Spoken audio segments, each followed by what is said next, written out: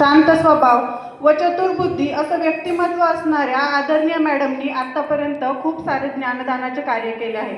त्यांच्या जीवनपटावर मी एक छोटीशी कविता तयार केलेली आहे, ती आपल्या सर्वांसमोर मांडू इच्छिते।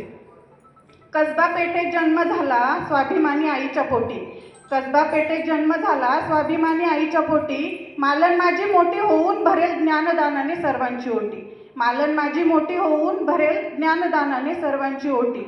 हीच इच्छा मनात ठेवून गुरु होऊन आईनेच दिले शिक्षणाचे बाळकडू, हीच इच्छा मनात ठेवून गुरु होऊन आईनेच दिले शिक्षणाचे बाळकडू।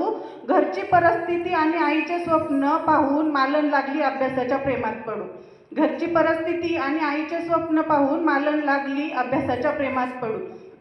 मूर्ती लहान कीर्ती महान अशी तुमची ओळख, मूर्ती लहान कीर्ती महान अशी तुमची ओळख, अगरबत्त्या बनवून लहानपणी दूर केला अज्ञानाचा काळोख, अगरबत्त्या बनवून लहानपणी दूर केला अज्ञानाचा काळोख। गरीब श्रीमंत अशी पाहिली नाही कधी दरी, गरीब श्रीमंत अशी पाहिली नाही कधी दरी, तळागाळात पोहोचून सांभाळली ज्ञानाची धुरी, तळागाळात पोहोचून सांभाळली ज्ञानाची धुरी।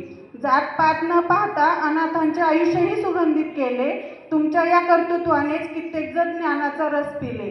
ज्ञानदानाच्या या कार्यात तुम्ही कायमच राहिलात पुढे, शैक्षणिक विकासाबरोबरच सुप्त गुणांनीच विद्यार्थी घडे।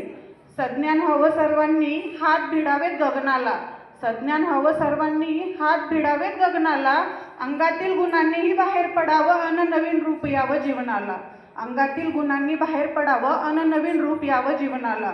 मुलं असो की शिक्षक सर्वांसाठी तुम्ही एक आदर्श ठरलात, मुलं असो की शिक्षक सर्वांसाठी तुम्ही एक आदर्श ठरलात।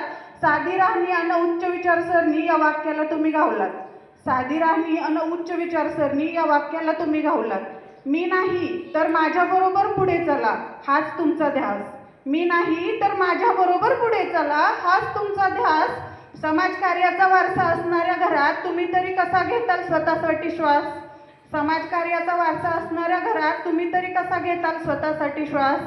तानाजी दिवेकरांबरोबर टाकले वरवंड गावात पहिले पाऊल, तानाजी दिवेकरांबरोबर टाकले वरवंड गावात पहिले पाऊल। नव्या नवरीला मग वाटले आता लागेल मला सुखाची चाहूल, नव्या नवरीला वाटले आता लागेल मला सुखाची चाहूल। पण घरात सासूचं नसणं मनाला लागलं खाऊ, पण घरात सासूचं नसणं मनाला लागलं खाऊ। आई झालीस तू, तूच झालीस बहीण भाऊ। वरवंडच्या घरात लग्न करून आलात, सासू नाही म्हणून दीर नंदेची आई झालात। कर्तृत्वाचा ठसा सर्व पाहून साकारला, आई पण बाई पण सांभाळत आदर्श शिक्षिका झालात। बनून आलीस नवलक्ष्मी दिवेकरांच्या घरी, बनून आलीस नवलक्ष्मी दिवेकरांच्या घरी, बरसत होत्या आनंदाच्या सरीवर सरी।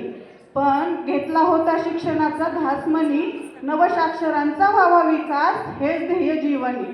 साधी राहणी अन उच्च विचारसरणी विनाकारण स्वार्थासाठी केली नाही कोणाची मनधरणी, हातून घडावी नवसाक्षरतेची खूप मोठी पिढी, तेव्हाच तर सुटेल मनातून अज्ञानाची आडी। विविध उपक्रम घेऊन केला शाळेचा विकास, विद्यार्थ्यांसाठी देखील तुम्ही मोकळे केले आकाश। गुणवत्ताच नाही तर सांस्कृतिक व क्रीडा क्षेत्रावरही टाकलात तुम्ही प्रकाश, या सर्व माध्यमातूनच मुलांची प्रगती होणार आहे झकास। 37 पिढ्या घडवल्या ना ठेवूनी मनी स्वार्थ, 37 पिढ्या घडविल्या ना ठेवूनी मनी स्वार्थ, समाजासाठी जगला यातच मिळतो मानव जन्माला अर्थ, समाजासाठी जगलात यातच मिळतो मानव जन्माला अर्थ। इथून पुढच्या आयुष्यात घडो तुम्हाला परमार्थ, इथून पुढच्या आयुष्यात घडो तुम्हाला परमार्थ। एवढे बोलून मी करते माझ्या कवितेचा अंत, एवढे बोलून मी करते माझ्या कवितेचा अंत।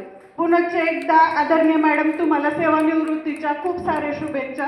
मला इथं बोलण्याची संधी दिली त्याबद्दल मनापासून धन्यवाद। Thank you so much.